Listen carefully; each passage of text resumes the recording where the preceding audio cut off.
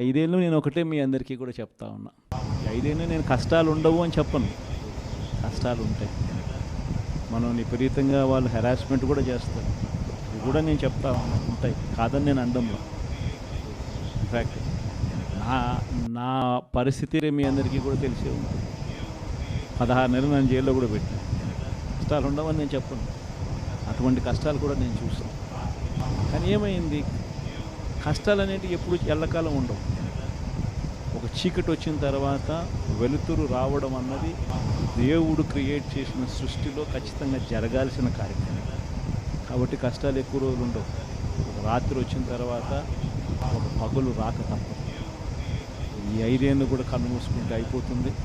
ఎన్ని కష్టాలు వచ్చినా మళ్ళీ 5 ఏళ్ళకి 2029లో మళ్ళీ మనమే వస్తాం.